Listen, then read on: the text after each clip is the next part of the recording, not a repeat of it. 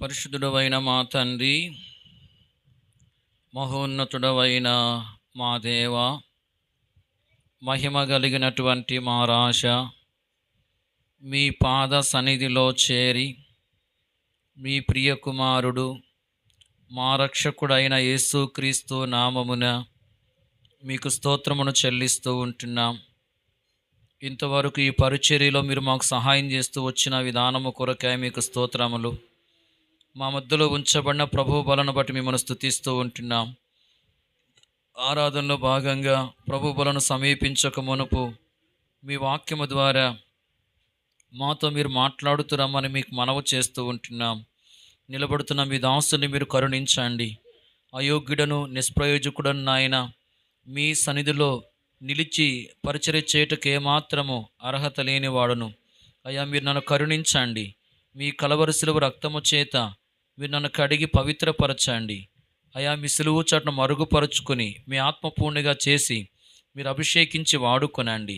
నీవు పలకొలసిన దాన్ని నీకు బోధించదనని మీరు సెలవిస్తూ వచ్చిన మాటను ప్రభా మీరు నా పక్షంగా నెరవేర్చండి. మీ దయ చొప్పున మీ పరలోకపు సింహాసనం నుండి మీ స్వరాన్ని మాకు వినిపించండి. ఓ ప్రభువా, అయా దయగల తండ్రి, వాక్యం యొక్క వెలుగులో మాలో ఉన్న లోపాలను మేము గ్రహించి సరిచేసుకున్నట్లుగా మీ కృపనివ్వండి. మీ వాక్యము ద్వారా ఆదరించబట్టకు, ధైర్యపరచబట్టకు, బలపరచబట్టకు, క్షేమాభివృద్ధిని పొందుటకు మీరే కృపణ దయచేయండి. ప్రతి విధమైన ఆటంకాన్ని దూరపరచండి. శత్రుకార్యాలన్నింటిని మీరు లయపరచండి. అన్ని విషయాలు మీ నామానికి మీరు మహిమ తెచ్చుకునమని యేసుక్రీస్తు ప్రభు నామమున ప్రార్థించి స్తుతించి వేడుకొనుచున్నాము తండ్రి, ఆమేన్. ఈ సమయంలో పరిశుద్ధ గ్రంథంలో నుండి ద్వితీయోపదేశ కాండము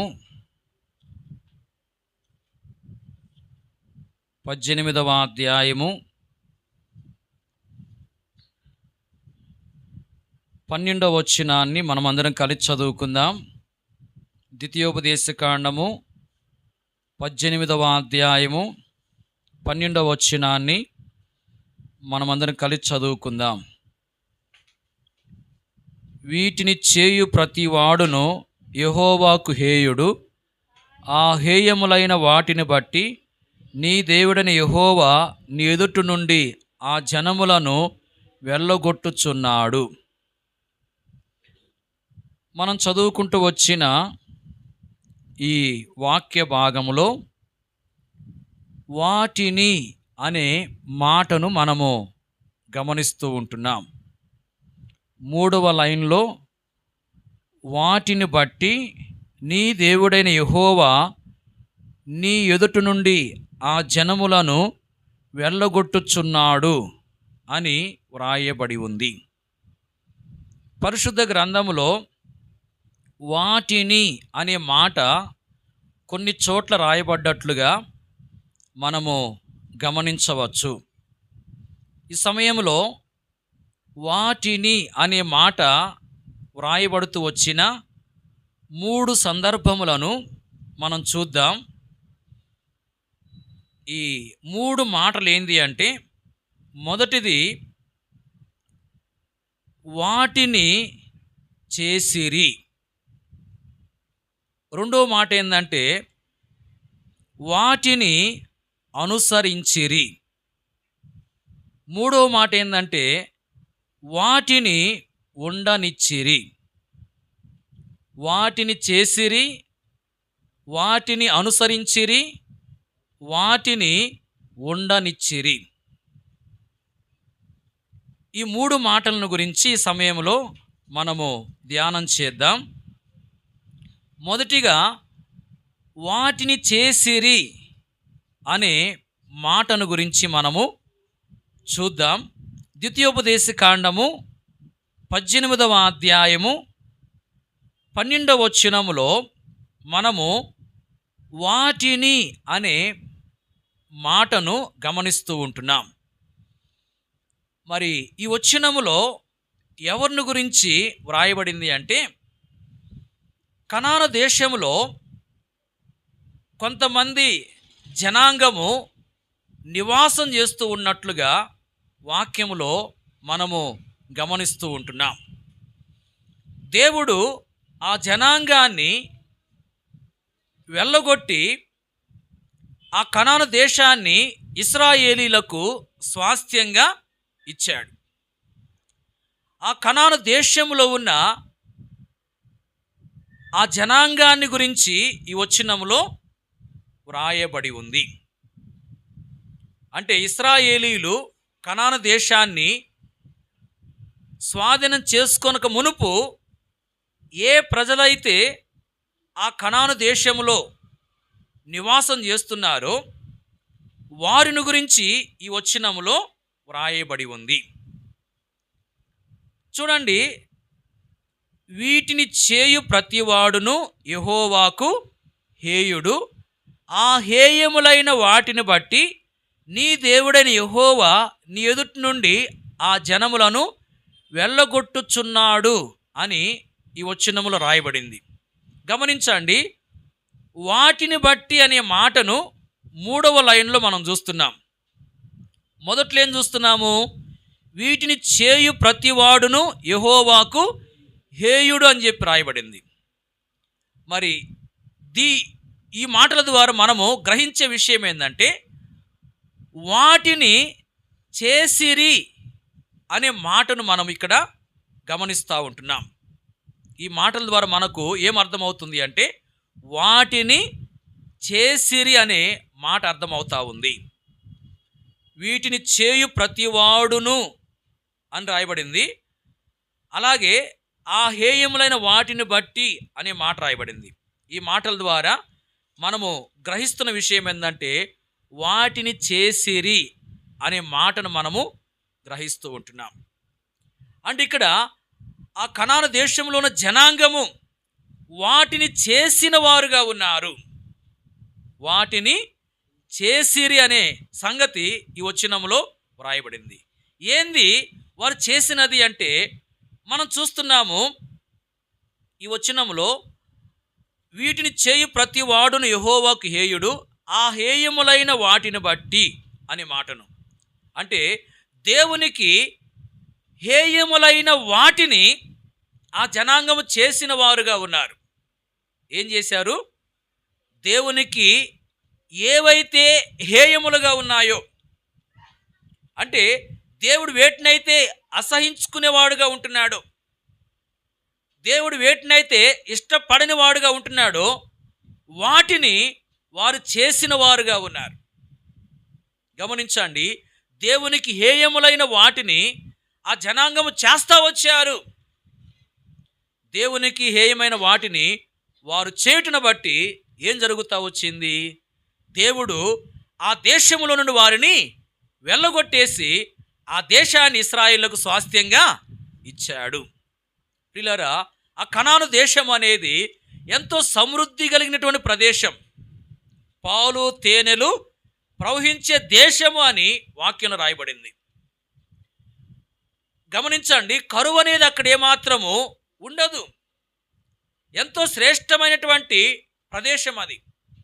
అలాంటి శ్రేష్టమైన ప్రదేశంలో నుంచి వాళ్ళు వెళ్ళగొట్టబడ్డారు అంటే వారెంతో మరి నష్టపోయారనే సంగతి మనకు అర్థమవుతా ఉంది. వారెంతో నష్టపోతా వచ్చారు. దేన్ని బట్టి నష్టం జరిగింది? దేన్ని బట్టి వారు ఈ శ్రేష్టమైన ఆశీర్వాదాన్ని పోగొట్టుకున్నారు అంటే, గమనించండి, వారు దేవునికి హేయములైన వాటిని చేస్తూ వచ్చారు కాబట్టి. ప్రియులారా, మన జీవితంలో దేవునికి హేయములుగా ఏవైతే ఉన్నాయో వాటిని మనం చేసేవారంగా ఉంటే మనము కూడా మరి నష్టపోయే వారంగా ఉంటాము. శ్రేష్టమైనటువంటి ఆశీర్వాదాలను మనము దూరం చేసుకుంటాము అని వాక్యం మనకు హెచ్చరిక చేస్తూ ఉంది. ప్రియులారా, దేవునికి హేయములైన వాటిని ఒకవేళ మనం చేసే స్థితిలో ఉన్నామేమో పరిశీలన చేసుకోవాలి. పరిశుద్ధ గ్రంథములో దేవునికి హేయములైనవి అనేకమైన ఉంటున్నాయి. వాటిల్లో రెండింటిని మనం చూద్దాం. చూడండి, సామెతల గ్రంథము 11వ అధ్యాయం 1వ వచనం. సామెతల గ్రంథం 11:1.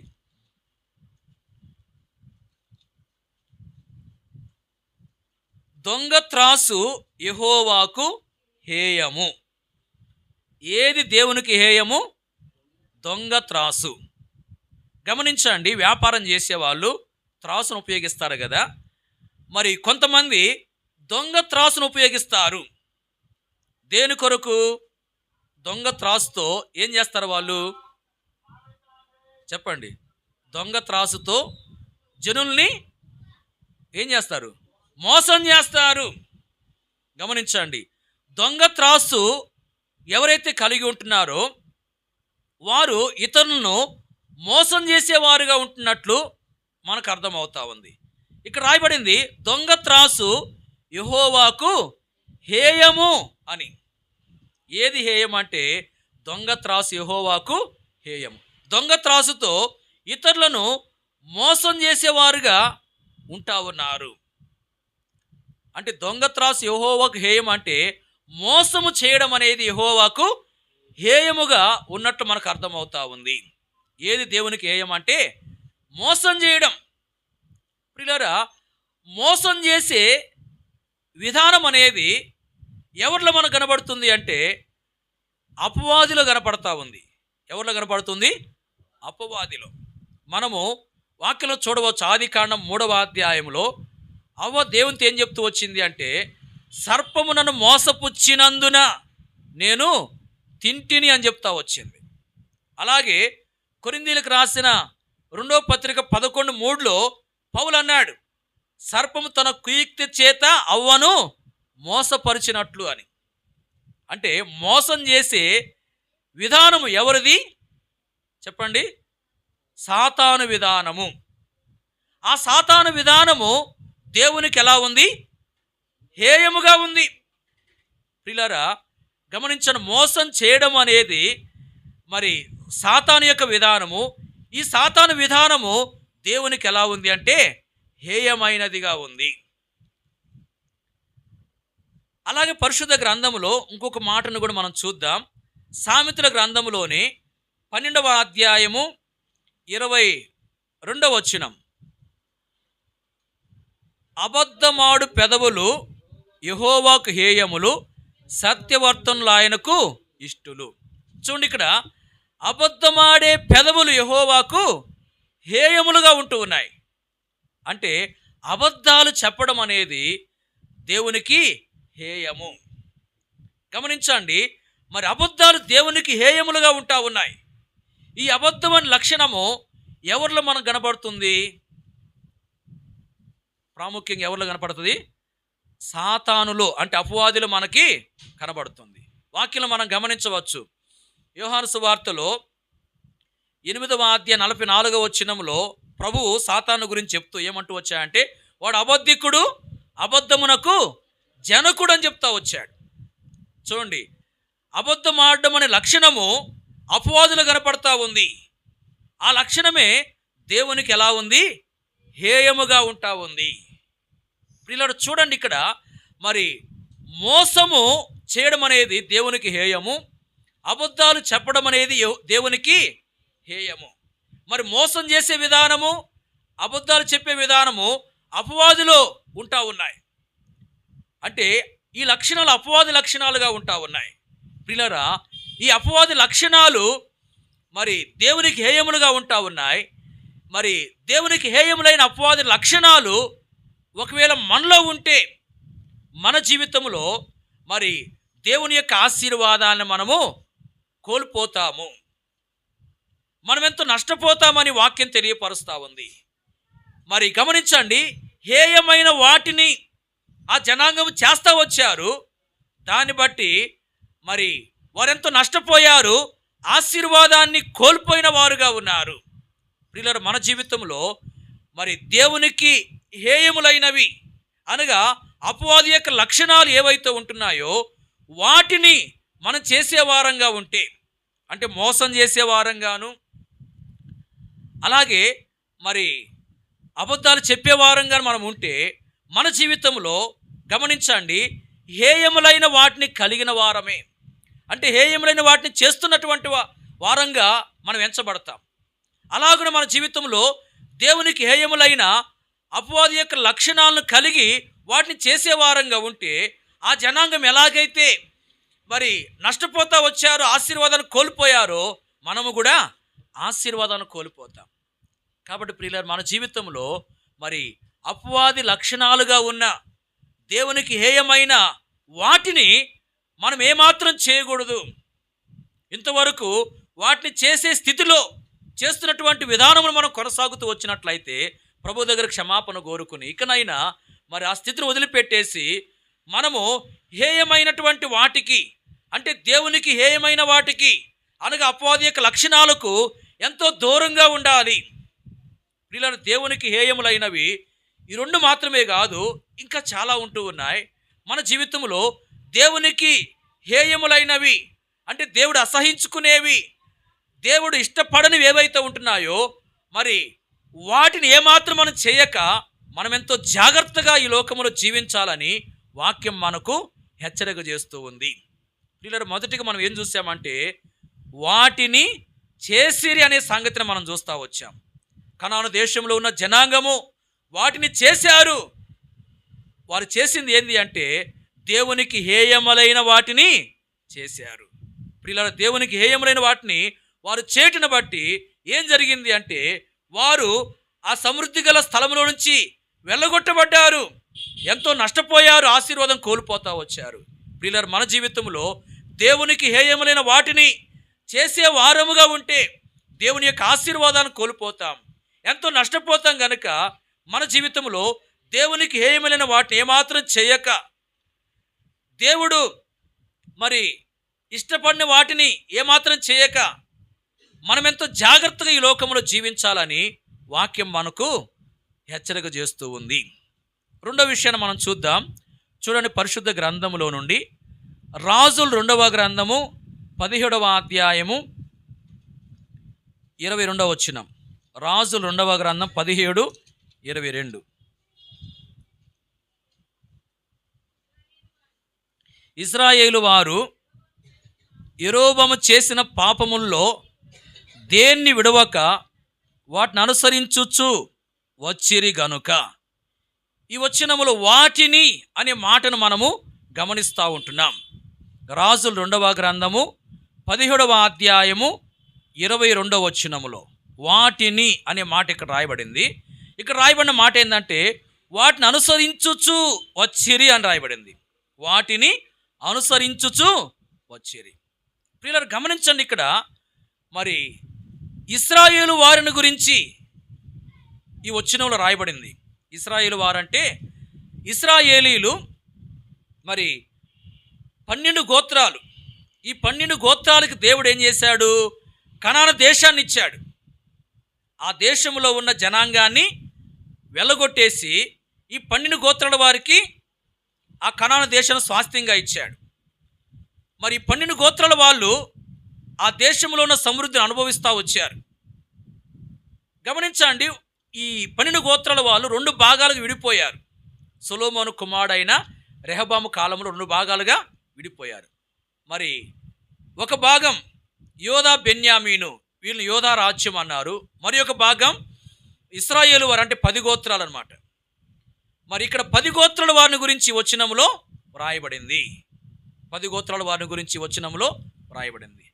వీళ్ళని ఇశ్రాయేలు వారు అంటూ వచ్చారు. వీళ్ళకి మొదటి రాజు ఎవరంటే యెరోబాము. ఎవరు? యెరోబాము. గమనించండి, ఈ 10 గోత్రాల వాళ్ళు అంటే ఇశ్రాయేలు వారు యెరోబాము చేసిన పాపముల్లో దేనిని విడవక వాటిని అనుసరించుచూ వచ్చారని చెప్పి రాయబడింది. వాటిని అనుసరించారని వాక్యం రాయబడింది. వేటిని అనుసరించారు వాళ్ళు? యెరోబాము యొక్క పాపములను అనుసరించారు. గమనించండి, వాటిని అనుసరించిరి లేక వాటిని అనుసరించుచు వచ్చిరి అని చెప్పి రాయబడింది. వాటిని అనుసరించుచు వచ్చిరి అంటే యెరోబాము యొక్క పాపములను అనుసరిస్తూ వచ్చారు వాళ్ళు. దాని ద్వారా ఏం జరిగింది గమనించండి. మరి ఆ తర్వాత వచనములోనే మనము చూస్తూ ఉంటున్నాం, అషూర్ రాజు ఏం చేస్తా వచ్చాయంటే వాళ్ళని మరి చెరగొని పోయాడు. అషూరు దేశంలోనికి వారు చెరగా కొనుపోబడతా వచ్చారు. ప్రియులారా, సమృద్ధి గల స్థలములో వారు ఉన్నారు. శ్రేష్టమైనటువంటి ప్రదేశంలో వారు ఉన్నారు. అయితే ఆ శ్రేష్టమైనటువంటి ప్రదేశంలో నుంచి మరి చెరగా తీసుకుని పోబడతా వచ్చారు. చెరలోనికి వెళ్ళిన తర్వాత మరి ఎన్నో రకాలైన ఇబ్బందులు. వారికి స్వేచ్ఛ ఉండదు, వారికి ఏమాత్రం సమాధానం ఉండదు, వారికి ఏమాత్రం సంతోషం ఉండదు, వారికి ఏమాత్రం కూడా మరి విశ్రాంతి ఉండదు. ఎంతో వేదన, ఎంతో బాధ, ఎంతో ఇబ్బంది వాళ్ళు ఎదుర్కొని ఉంటారు. ప్రియులారా, మరి అలాంటి స్థితి వాళ్ళకి ఏర్పడతా వచ్చింది. ఎంతో ఆశీర్వాదకరమైన స్థలములో ఉన్నవారు ఆశీర్వాదములో నుండి వేరే స్థలానికి వెళ్ళిపోయారు. అంటే ఆశీర్వాదం పోగొట్టుకుని ఎంతో వారు నష్టపోయిన వారుగా ఉన్నారు. ఇంత నష్టం ఎందుకు జరుగుతూ వచ్చింది అంటే గమనించండి, వారు మరి యెరోబాము యొక్క పాపములను అనుసరిస్తూ వచ్చారు. వాటిని అనుసరించిరి అని వాక్యం రాయబడింది. అంటే యెరోబాము యొక్క పాపములను అనుసరించారు. ప్రియులారా, మన జీవితంలో యెరోబాము యొక్క పాపములను అనుసరిస్తే మనము నష్టపోతామని, మన జీవితంలో ఆశీర్వాదాలు కోల్పోతామని వాక్యము హెచ్చరిక చేస్తూ ఉంది. ప్రియులారా, యెరోబాము యొక్క పాపములు ఎంతో ప్రమాదకరమైన పాపములు. ఆ పాపాలని మనం అనుసరిస్తే ఎంతో నష్టం జరుగుతుంది. ఏంది యెరోబాము యొక్క పాపములు? గమనించండి, మరి ఈ ఇశ్రాయేలు వారికి మొదటి రాజు ఈ యెరోబాము. ఈ యెరోబాము యొక్క పాపాలని ఈ ఇశ్రాయేలు వారు అనుసరిస్తూ వచ్చారు. ఆ యెరోబాము యొక్క పాపాలు ఏంటి అంటే, యెరోబాము యొక్క పాపాలను గురించి రాజుల మొదటి గ్రంథంలో 12వ అధ్యాయంలో వ్రాయబడి ఉంది. మనము రాజుల మొదటి గ్రంథం 12వ అధ్యాయము 27, 28, 29 వచనాల్లో గమనించినట్లయితే అతని యొక్క పాపాలు ఏంటో మనకు తెలుస్తుంది. గమనించండి, మరి ఈ యొక్క యెరోబాము ఆలోచన చేసిన వాడుగా ఉన్నాడు. ఏం చేశాడు? ఆలోచన చేశాడు. ఏమని ఆలోచన చేశాడు? 2 బంగారు దూడలను చేయాలి అని ఆలోచన చేశాడు. ఎందుకంటే మందిరము దేవుడు ఏర్పాటు చేసుకుంటూ వచ్చిన స్థలము యోధా రాజ్యములో ఉంది, అంటే యెరూషలేములో ఉంది. మరి 10 గోత్రాల వాళ్ళు, అంటే తన రాజ్యంలో ఉన్న వాళ్ళు ఏటేటా అక్కడికి వెళ్ళిపోతూ ఉన్నారు. అట్లా వెళ్తూ ఉంటే ఏదో ఒక రోజు వీళ్ళందరూ మరి ఆ యొక్క యోధా రాజు పక్షాన చేరతారు అనే ఆలోచన, అనే తలంపు, అనే ఉద్దేశం వ్యక్తిలో కలిగిందనమాట. అప్పుడు ఏం చేశాడంటే తను ఆలోచన చేశాడు, వీళ్ళని నెలనీయకుండా చేయాలి అని. ఏం చేశాడంటే 2 బంగారు దూడలను చేయాలి అని చెప్పి తాను ఆలోచించిన వాడుగా ఉన్నాడు. ఏం చేయాలని ఆలోచించాడు? 2 బంగారు, అంటే విగ్రహాలను చేయాలని చెప్పి ఆలోచన చేశాడు. గమనించండి, విగ్రహాలు చేయడం అనేది వాక్యానికి అనుకూలమైనదా, వాక్యానికి వ్యతిరేకమైందా? వాక్యానికి వ్యతిరేకమైంది. అంటే వాక్యానికి వ్యతిరేకమైన కార్యమును చేయాలి అనే ఆలోచన ఆ వ్యక్తిలో ఉంది. అంటే మరి ఆ వ్యక్తి యొక్క ఈ ఆలోచన అనేది పాప సంబంధమైన ఆలోచన, అంటే పాపముతో కూడిన ఆలోచన. అంటే ఈ వ్యక్తి తన ఆలోచన ద్వారా పాపం చేసిన వాడుగా ఉన్నాడు. యెరోబాము యొక్క మరి స్థితి ఎలా ఉంది అంటే, ఈ వ్యక్తి మరి ఆలోచనల్లో పాపం చేసిన వాడు, ఆలోచన ద్వారా పాపం చేసిన వాడుగా ఉన్నాడు. అలాగే రెండో విషయం ఏం చూస్తున్నామంటే, బంగారు దూడలను చేయించాడు. చేయించడం అనేది ఒక పని, ఒక కార్యం. 2 బంగారు దూడలను చేయించాడు, అంటే విగ్రహాలను చేయించాడు. మరి ఈ కార్యము వాక్యానికి అనుకూలమైన కార్యం, వాక్యానికి వ్యతిరేకమైన కార్యమా? వాక్యానికి వ్యతిరేకమైన కార్యం. అంటే ఈ వ్యక్తి మరి వాక్యానికి వ్యతిరేకమైన కార్యం చేశాడంటే ఈ వ్యక్తి పాపం చేశాడు. దేని ద్వారా పాపం అంటే క్రియల ద్వారా పాపం. అంటే అతని క్రియల్లో ఏముంది? పాపం ఉంది. గమనించండి, పాపంతో కూడిన క్రియలు చేశాడు. ఏ క్రియలు? ఆ వ్యక్తి యొక్క క్రియలు పాపముతో కూడిన క్రియలు. అంటే అతని యొక్క క్రియల్లో పాపం ఉంది. అతని క్రియల్లో ఏముంది? పాపం ఉంది. ఆ తర్వాత మూడోది మనం చూసినట్లయితే, మరి ఆ 2 బంగారు దూడలను ఏం చేశాడంటే ఒకటి బేతేలు, ఇంకొకటి దానులో పెట్టాడు. పెట్టి మరి ఇశ్రాయేలుకి ఏం చెప్తూ వచ్చాయంటే, ఇశ్రాయేల్లారా, ఐగుప్తు దేశంలో నుండి మిమ్మల్ని రప్పించిన మీ దేవుడు ఇవే అని చెప్పాడు. చూడండి, ఇశ్రాయేల్లారా, ఐగుప్తులో నుంచి మిమ్మను రప్పించిన దేవుడు ఇవే అని చెప్తా వచ్చాడు. అంటే ఈ బంగారు దూడలే మిమ్మల్ని ఐగుప్తులో నుంచి రప్పించాయి, బయటికి తీసుకొచ్చాయని చెప్తున్నాడు. వాస్తవంగా ఐగుప్తులో నుంచి ఇశ్రాయేలుని బయటికి తీసుకొచ్చింది ఎవరు చెప్పండి, అంటున్నారా? యెహోవా దేవుడు వారిని బయటికి తీసుకొచ్చాడు. కానీ ఈ యొక్క రాజు ఏం చెప్తున్నాడు? ఐగుప్తులో నుంచి మిమ్మల్ని బయటికి రప్పించిన దేవుడు ఇవే, ఈ బంగారు దూడలే అని చెప్తున్నాడు. ఈ మాటలు అబద్ధాలా నిజాలా? అబద్ధం. గమనించండి, మరి వాక్యం ఏం చెప్తుంది? అబద్ధాలు ఆడొద్దని చెప్తా ఉంది. ఈ వ్యక్తి మరి వాక్యానికి వ్యతిరేకమైనటువంటి మాటలు చెప్తా ఉన్నాడు, అంటే అబద్ధాలు చెప్తున్నాడు. అంటే ఈ వ్యక్తి యొక్క మాటలు ఏం కనపడతా ఉంది? పాపము కనపడతా ఉంది. వాక్యానికి వ్యతిరేకమైన మాటలు చెప్తున్నాడు. అంటే గమనించండి, ఈ వ్యక్తి అబద్ధాలు చెప్తున్నాడు అంటే ఈ వ్యక్తి మాటల ద్వారా పాపం చేస్తూ వచ్చాడు. ఈ వ్యక్తి యొక్క మాటలు ఎలాంటివి? పాపముతో కూడిన మాటలు. గమనించండి, ఈ వ్యక్తి జీవితంలో మనము 3 విధాలైన పాపాలను చూస్తున్నాం. ఒకటి, ఆలోచనల ద్వారా పాపం చేశాడు. రెండవది, క్రియల ద్వారా పాపం చేశాడు. మూడవది, మాటల ద్వారా పాపం చేశాడు.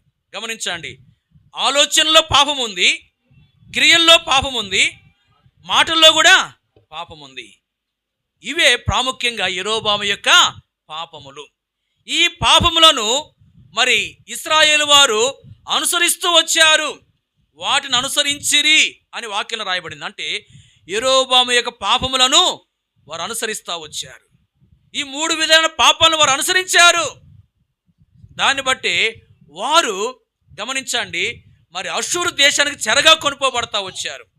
ఎంతో ఆశీర్వాదాన్ని కోల్పోయారు, ఎంతో నష్టపోతా వచ్చారు. ప్రియులారా, మన జీవితంలో యెరోబాము యొక్క పాపాలను మనము అనుసరించే వారంగా ఉంటున్నామేమో పరిశీలన చేసుకోవాలి. అంటే మన యొక్క ఆలోచనల్లో పాపం ఉందా? అలాగే మన క్రియల్లో పాపం ఉందా? మన యొక్క మాటలో పాపం ఉందా? ఒకవేళ ఉన్నట్లయితే మనలో కూడా ఏమున్నట్లు? యెరోబాము యొక్క పాపములు ఉన్నాయి. మనం కూడా యెరోబాము యొక్క పాపాలను అనుసరిస్తున్నట్లే. ఆలోచన ద్వారా పాపం చేస్తున్నాము అంటే, క్రియల ద్వారా పాపం చేస్తున్నాము అంటే, మాటల ద్వారా పాపం చేస్తున్నాము అంటే మనము యెరోబాము యొక్క పాపములను అనుసరిస్తున్నాము అని అర్థం. యెరోబాము యొక్క పాపను అనుసరిస్తే ఆ ఇశ్రాయేలు వారు ఏ విధంగా నష్టపోతా వచ్చారో మనం కూడా ఆ విధంగా నష్టపోయే అవకాశం ఉంది. కాబట్టి ప్రియులారా, ఇంతవరకు ఈ యెరోబాము యొక్క పాపాలను అనుసరిస్తూ వచ్చామేమో.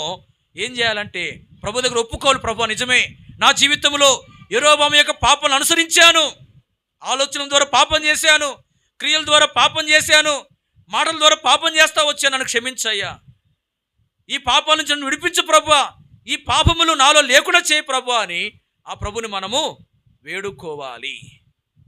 వీళ్ళని గమనించండి, మరి వాటిని అనుసరిస్తూ వచ్చారు ఇశ్రాయేలు వారు, ఎంతో నష్టపోయారు. వీటిని అనుసరించారంటే యెరోబాము యొక్క పాపమును అనుసరిస్తూ వచ్చారు. మన జీవితంలో మరి అలాంటి వారంగా మనం ఉండకూడదని వాక్యం మనకు హెచ్చరిక చేస్తూ ఉంది. చివరిగా మూడోది ఇంకొక మాట చూద్దాం. చూడండి, మూడో విషయాన్ని మనం చూద్దాం. సమూయేలు మొదటి గ్రంథము 15వ అధ్యాయము 15వ వచనం. సమూయేలు మొదటి గ్రంథము 15వ అధ్యాయం 15వ వచనం. అందుకు సౌలు అమాలేకీయుల యొద్ద నుండి జనులు వీటిని తీసుకుని వచ్చిరి, నీ దేవుడైన యెహోవాకు బలులు నర్పించుటకు జనులు గొర్రెల్లోనూ ఎడ్లలోనూ మంచి వాటిని ఉండనిచ్చిరి, మిగిలిన వాటన్నిటినీ మేము నిర్మూలన చేసిద్దామని అనగా. ఈ వచనంలో వాటిని అనే మాట రాయబడింది. మరి ఇక్కడ రాయబడిన మాట ఏంటంటే వాటిని ఉండనిచ్చిరి అనే మాట రాయబడింది.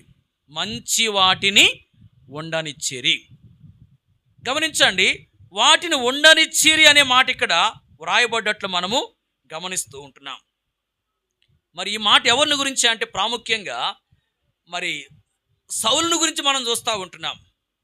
సౌలును గురించి అక్కడ మరి యుద్ధానికి వెళ్ళిన వారు కూడా మరి వారిని గురించి కూడా ఈ మాట చెప్పబడతా ఉంది. ప్రాముఖ్యంగా సౌలును గురించి మనం గమనిస్తూ ఉంటున్నాం. మరి వాటిని ఉండనిచ్చిరి అనే మాట ఇక్కడ రాయబడింది. వేటిని ఉండనిచ్చారు? అమాలేకులకు సంబంధించిన గొర్రెల్లో మంచి వాటిని, అమాలేకులకు సంబంధించిన ఎడ్లలో మంచి వాటిని ఉండనిచ్చారు. దేవుడు ఏం చెప్పాడు? పూర్తిగా నిర్మూలన చేయమని చెప్పాడు. గమనించండి, అమాలేకుల మీదకి యుద్ధానికి వెళ్ళి మరి మనుషులనేమి, స్త్రీలనేమి, పిల్లలనేమి, మరి వారి కలిగిన సమస్తాన్ని బొత్తిగా నిర్మూలన చేయమని దేవుడు ఆజ్ఞాపించాడు. సౌలు మరి దేవుని ఆజ్ఞ ప్రకారము బయలుదేరి వెళ్ళాడు. మనుషులందరినీ సంహరించాడు తాను తన సైన్యముతో. మరి గమనించండి, రాజును అలాగే మిగిల్చాడు చంపకుండా. అంతేకాదు, మరి గొర్రెల్లో మంచి వాటిని, ఎడ్ల మంచి వాటిని ఏం చేశారు? ఉండనిచ్చారు. ఈ కార్యం చేసింది ఎవరు? జనులు అని చెప్పి సౌలు చెప్తున్నాడు. కానీ జనులు మాత్రమే కాదు, సౌలు జనులు కలిసి చేశారు. ఆ విషయాలు ఈ యొక్క అధ్యాయంలో వ్రాయబడ్డాయి. గమనించండి, ఇక్కడ మరి దేవుడు నిర్మూలన చేయమని చెప్పిన వాటిని నిర్మూలన చేయకుండా ఏం చేశారు? ఉండనిచ్చారు. అంటే ఇప్పుడు సౌలు దేవుని ఆజ్ఞను నెరవేర్చినట్లా, ఆజ్ఞను మీరినట్లా? ఆజ్ఞను మీరాడు. దాని ద్వారా ఏం జరుగుతూ వచ్చింది అంటే, గమనించండి, రాజ్యము మరి అతని యొద్ద నుంచి లాగివేయబడి, అంటే అతని చేతిలో నుంచి లాగివేయబడి మరి అతని యొక్క పొరుగు వారికి ఇవ్వబడుతుందని అతనితో చెప్పబడతా వచ్చింది. ఆ సంగతిని 28వ వచనంలో మనం చూస్తూ ఉంటున్నాం. సమూయేలు చెప్పాడు, దేవుడు మరి ఇశ్రాయేలు రాజ్యాన్ని చేతుల నుంచి లాగివేస్తాడు, నీకంటే ఉత్తముడైన నీ పొరుగువానికి దాన్ని అప్పగిస్తాడు అని. చూడండి, అధికారం అనేది లాగివేయబడి వేరే వానికి ఇవ్వబడింది. అంటే సౌలు చేతిలో ఉన్న అధికారము లాగివేయబడింది, దావీదుకి ఇవ్వబడతా వచ్చిన తర్వాత. చూడండి, ఇక్కడ మరి సౌలు అమాలేకీలకు సంబంధించిన వాటిని ఉండనిచ్చాడు. అంటే దేవుడు నిర్మూలన చేయమని సెలవిచ్చిన వాటిని ఉండనిచ్చాడు. దాన్ని బట్టి మరి ఎంతో నష్టపోయాడు, ఆశీర్వాదాన్ని కోల్పోయాడు. దేవుని ఉద్దేశం ఏంటంటే, సౌలును రాజుగా ఉంచాలి, అతని తర్వాత అతని కుమారులను, వారి కుమారులను అలాగున తరతరాలుగా వారిని రాజులుగా ఉంచాలని ఉద్దేశించాడు. అలాంటి ఆశీర్వాదాన్ని ఇవ్వాలని దేవుడు తలంచిన వాడుగా ఉన్నాడు. కానీ మరి అమాలీకులకు సంబంధించిన వాటిని నిర్మూలన చేయకుండా ఉండనిచ్చాడు. కాబట్టి దేవుడు ఏం చేశాడంటే, రాజ్యాన్ని లాగివేసి అతని చేతిలో నుంచి ఎవరికిచ్చాడు? దావీదునకు ఇచ్చాడు. అంటే ఆశీర్వాదం కోల్పోయాడు సౌలు, దీవెనలు పోగొట్టుకుంటా వచ్చాడు. ప్రియులారా, గమనించండి, అమాలీకులకు సంబంధించిన వాటిని మనలో ఉండనిస్తే మనం కూడా సౌలులాగా ఆశీర్వాదాన్ని కోల్పోతాం, ఆశీర్వాదాన్ని పోగొట్టుకుంటాము. ప్రియులారా, అమాలీకులకు సంబంధించినవి ఏవి కూడా ఉండనియకూడదు. వాటిని ఏం చేయాలి? నిర్మూలన చేయాలి, తొలగించుకోవాలి. ప్రియులారా, అమాలీకులకు సంబంధించిన వాటిని ఉండనిస్తున్నామేం పరిశీలన చేసుకోవాలి. ఏంది అమాలీకులకు సంబంధించినవి? వాక్యములో అమాలేకీలకు సంబంధించినవి అంటే, అమాలేకీలు ఎలాంటి లక్షణాలు కలిగి ఉన్నారో ఆ లక్షణాలే. అమాలేకీలు ఎలాంటి లక్షణాలు కలిగి ఉన్నారో ఆ లక్షణాలు మనలో ఉంటే మనము ఎలాంటి వారము? సౌలులాగా అమాలేకీలకు సంబంధించిన వాటిని మనలో ఉండనిస్తూ ఉన్నాం. దేవుడు ఏం చెప్తున్నాడు? నిర్మూలన చేయమని చెప్తున్నాడు. కానీ మనం ఏం చేస్తున్నాం? ఉండనిస్తున్నాం. ప్రియులారా, మరి అమాలేకీల యొక్క లక్షణాలు ఏంటి అని వాక్యములు మనము గమనించినట్లయితే మరి కొన్ని విషయాలు పరిశుద్ధ గ్రంథములో వ్రాయబడ్డాయి.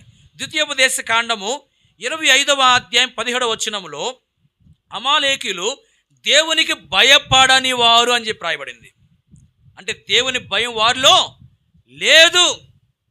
ప్రియులారా, దేవుని భయం అనేది మనలో లేదు అంటే మనము అమాలేకీలకు సంబంధించిన దాన్ని కలిగి ఉన్నాము అని అర్థం.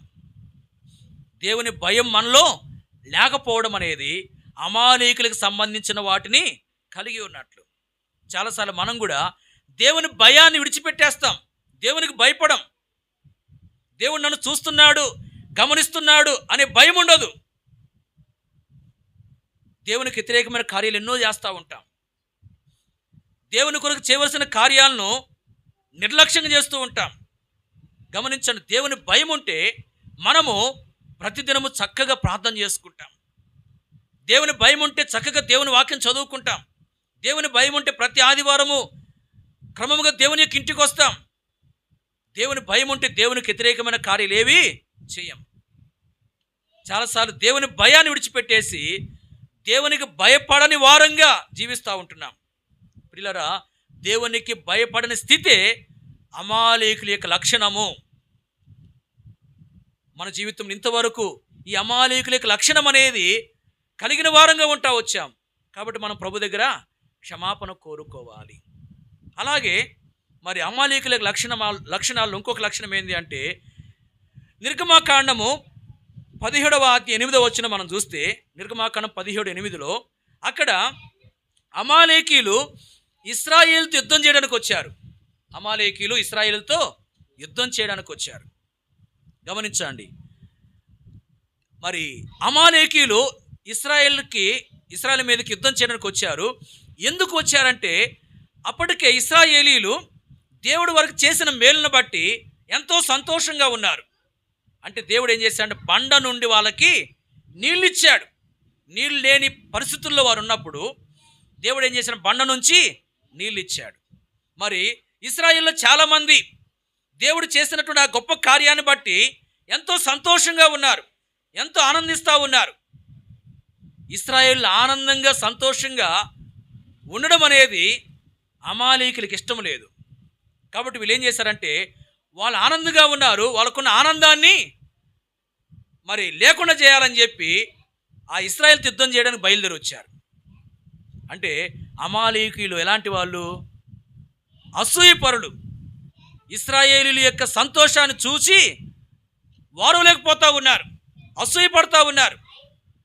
వారు సంతోషంగా ఉన్నారు, వారికి సంతోషం లేకుండా చేయాలని చెప్పి వీళ్ళు బయలుదేరి యుద్ధం చేయడానికి వచ్చారు. వీళ్ళని గమనించండి, అమాలేకీయుల యొక్క లక్షణం ఏంది అంటే, రెండవది అసూయపడ్డము. ఏది చెప్పండి? అసూయపడ్డం. దేవుని ప్రజలంగా కొన్నిసార్లు మనలో కూడా ఇలాంటి అసూయ ప్రవేశిస్తుంది. మరి ఎదుటి వాళ్ళు ఎవరైనా మంచి ఫ్రిడ్జ్ కొనుక్కున్నారనుకోండి, మన ఇంట్లో కూడా ఫ్రిడ్జ్ ఉంటుంది, కానీ వాళ్ళు ఫ్రిడ్జ్ కొనుక్కున్నారు అనే ఒకలాంటి అసూయ అనేది వాళ్ళ మీద మనకు కలిగే అవకాశం ఉంటుంది. పిల్లలు గమనించండి, మనం ఎంతో జాగ్రత్త పడాలి. ఇతరులు మంచిగా ఉన్నారు అని చెప్పి వారి మీద మనం అసూయ పడుతున్నామేమో, అది అమాలేకుల యొక్క లక్షణం. మరి ఈ అసూయను గురించి ఒక వ్యక్తి జరిగినటువంటి విషయాన్ని చెప్తూ వచ్చాడు. ఒకవేళ మీరు విన్నారేమో, ఒక స్థలములో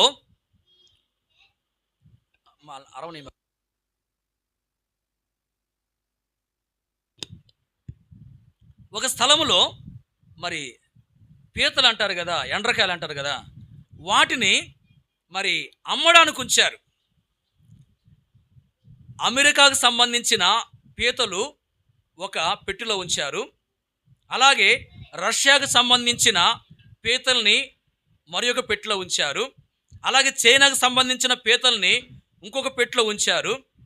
అలాగే భారతదేశానికి సంబంధించిన పీతలను కూడా మరి ఒక పెట్టెలో ఉంచారు. గమనించండి, మరి అమెరికాకు, రష్యాకు, చైనాకు సంబంధించిన పీతలున్న పెట్టెలన్నీ మూతలు వేయబడ్డాయి. భారతదేశానికి సంబంధించినటువంటి పీతలున్న పెట్టెకి మాత్రము మూత వేయకుండా అలాగే తీసి ఉంచారు. ఎందుకు ఉంచారు అని చెప్పి అడిగితే అక్కడ వాళ్ళు చెప్పారంట. ఏమని చెప్పారంటే, మరి ఈ ఇండియాకు సంబంధించిన పీతలు ఏం చేస్తాయంటే, ఒక పీత మరి పైకి ఎక్కి వెళ్ళిపోతుంది అనుకోండి, ఇంకొకటి ఏం చేస్తుంది, కింద ఉన్నది పట్టుకుని లాగేస్తుంది అనమాట. ఏడకు పోయేది నువ్వని. అంటే అసూయ పైకి ఎక్కి వెళ్ళిపోతూ ఉంది అని దాన్ని వెళ్ళనీయకుండా చేయాలని చెప్పి కిందన్న పీత ఏం చేస్తుంది, లాగేస్తుంది అనమాట. అలాగూ ఇక ఏది కూడా బయటకు పోయే అవకాశం లేదు. ఒకటి పోతుందంటే ఇంకొకటి ఏం చేస్తుంది, కిందకి లాగిద్ది అనమాట. ఒకడు పైకి పోతుందంటే ఇంకొకటి ఏం చేస్తుంది, కిందకి లాగుతుంది. దేన్ని బట్టి? అసూయను బట్టి అనమాట. నువ్వు పోయేది ఎక్కడికి అని. చూడండి, మిగతా దేశాలకు సంబంధించిన పీతలకు అలాంటి సమస్య లేదు. ఒకటి వెళ్ళిపోతుందంటే మిగతాది ఏమీ పట్టించుకోదనమాట. కాబట్టి అవి వెళ్ళిపోతాయని చెప్పి వాళ్ళు ఏం చేశారు, మూతలు ఉంచారనమాట. చూడండి, ఇలాగనే మన జీవితంలో కూడా మరి చాలాసార్లు ఇతరుల విషయమై మనకేముంటుందంటే అసూయ ఉంటుంది. అసూయ అనేది మనలో లేకుండా జాగ్రత్త పడాలి. కాబట్టి ఎవరి విషయంలోనైనా అసూయ పడుతున్నామేమో ప్రియులారా, ఈ అసూయే అమాలేకుల యొక్క లక్షణము. కాబట్టి అసూయ అనేది మనలో ఉండనియకూడదు. ఒకవేళ ఉండనిచ్చాము అంటే మనం నష్టపోతాము. అలాగే ఈ అమాలేకుల యొక్క లక్షణాన్ని గురించి మరి ఇంకొక మాట రాయబడింది. మనము సమూయేలు మొదటి గ్రంథము 15వ అధ్యాయం 2వ వచనంలో చూసినట్లయితే, సమూయేలు మొదటి గ్రంథం 15:2లో సైన్యములకు అధిపతి యెహోవా సెలవిచ్చినది ఏమనగా, అమాలేకీయులు ఇశ్రాయేలులకు చేసినది నాకు జ్ఞాపకమే. వారు ఐగుప్తులో నుంచి రాగానే అమాలేకీయులు వారికి విరోధులై మార్గమందు వారి మీదికి వచ్చిరి కదా. చూడండి, ఇక్కడ ఏం రాయబడింది, అమాలేకీయులు వారికి విరోధులై. అమాలేకీయులు ఇశ్రాయేలుకు విరోధులుగా ఉన్నారు. అంటే ఇశ్రాయేలుతో విరోధం కలిగిన వారుగా ఉన్నారు. ప్రియులారా, గమనించండి, మన జీవితంలో ఇతరుల మీద విరోధ భావాన్ని కలిగి ఉంటే, ఇతరుల మీద విరోధ భావము లేక కక్షను మనం కలిగి ఉంటే మనలో ఏమున్నట్లు, అమాలేకుల యొక్క లక్షణం ఉన్నట్లు. కాబట్టి ఇతరుల విషయంలో విరోధ భావం కానీ, ఇతరుల విషయంలో కక్ష కానీ మనలో ఉంది అంటే అమాలేకుల యొక్క లక్షణం ఉంది మనలో. అది ఉండనిస్తే దాని ద్వారా మనకి ఏం జరుగుతుంది, నష్టము జరుగుతుంది. ప్రియులారా, గమనించండి, అమాలేకులకు సంబంధించిన వాటిని సౌలు ఉండనిచ్చాడు. దాన్ని బట్టి ఆశీర్వాదము తను కోల్పోయిన వాడుగా ఉన్నాడు. అంటే ఎంతో నష్టపోతా వచ్చాడు. ప్రియులారా, మన జీవితంలో మరి అమాలేకులకు సంబంధించిన వాటిని మనం ఉండనిస్తే మనం ఎంతో నష్టపోతాం, ఆశీర్వాదం కోల్పోతాం. ఏంది అమాలేకులకు సంబంధించినవి అంటే వారి యొక్క లక్షణాలే వారికి సంబంధించినవి. ఏంది వారి లక్షణాలు? 3 చూసాం. దేవునికి భయపడని స్థితి మొదటిది, రెండవది అసూయపడ్డం, మూడవది విరోధం కలిగి ఉండడం. ప్రియులారా, మనలో దేవునికి భయపడని స్థితి ఏమైనా ఉందేమో, అలాగే మనలో ఏదైనా అసూయ ఉందేమో, లేక మనలో మరి ఇతరుల విషయంలో విరోధము, కక్ష ఉందేమో పరిశీలన చేసుకోవాలి. ఇవి ఉన్నట్లయితే మనలో అమాలేకుల యొక్క లక్షణాలు ఉన్నట్లు, అంటే అమాలేకులకు సంబంధించినవి ఉన్నట్లు. అవి మనలో ఉంటే ఆశీర్వాదం కోల్పోతాం. కాబట్టి ప్రభు దగ్గర క్షమాపణ కోరుకుని, ప్రభువా, అమాలేకులకు సంబంధించినది ఏది కూడా నాలో లేకుండా చేయ ప్రభు అని ప్రభు యొక్క సహాయాన్ని మనము కోరుకోవాలి. ఈ సమయంలో 3 విషయాలను చూస్తూ వచ్చాం.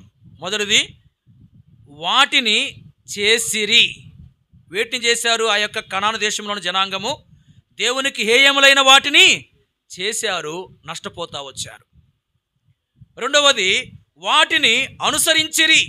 ఇశ్రాయేలు వారు వాటిని అనుసరించారు. వేటిని అనుసరించారు? యెరొబెయాము యొక్క పాపములను అనుసరించి నష్టపోతా వచ్చారు. మూడవది, వాటిని ఉండనిచ్చిరి. ప్రాముఖ్యంగా సౌలు మరి అమాలేకులకు సంబంధించిన వాటిని ఉండనిచ్చాడు, దాని ద్వారా ఆశీర్వాదం కోల్పోతా వచ్చాడు. ప్రియులారా, మన జీవితంలో వాటిని చేసేవారంగా ఉంటున్నామేమో, అంటే దేవునికి హేయములైన వాటిని చేసేవారంగా ఉంటున్నామేమో, వాటిని అనుసరించే వారంగా ఉంటున్నామేమో, అనగా యెరొబెయాము యొక్క పాపమును అనుసరించే వారంగా ఉంటున్నామేమో, వాటిని ఉండనిచ్చే వారంగా ఉంటున్నామేమో, అనగా అమాలేకులకు సంబంధించిన వాటిని ఉండనిస్తున్నామేమో పరిశీలన చేసుకుని మరి ప్రభు సన్నిధిలో క్షమాపణ కోరుకుందాం. మనలో మరి దేవునికి హేయములైనవి ఒకవేళ ఉంటే ప్రభు దగ్గర క్షమాపణ కోరుకుందాం. అంతేకాదు, మనలో మరి గమనించండి, యెరొబెయాము యొక్క పాపములు ఒకవేళ ఉన్నట్లయితే ప్రభు దగ్గర క్షమాపణ కోరుకుందాం. మనలో అమాలేకులకు సంబంధించినవి ఏవైనా ఉన్నాయేమో మరి ఉంటే ప్రభు దగ్గర క్షమాపణ కోరుకుందాం. మరి క్షమించమని ప్రభువుని వేడుకొని, మన యొక్క లోపాలను ఒప్పుకొని క్షమించమని వేడుకొని ప్రభు వీటన్నిటి తొలగించే ప్రభు అని చెప్పి ప్రభు యొక్క సహాయాన్ని మనము కోరుకుందాం. ప్రభు లాగున మనల్ని సిద్ధపరచునుగాక.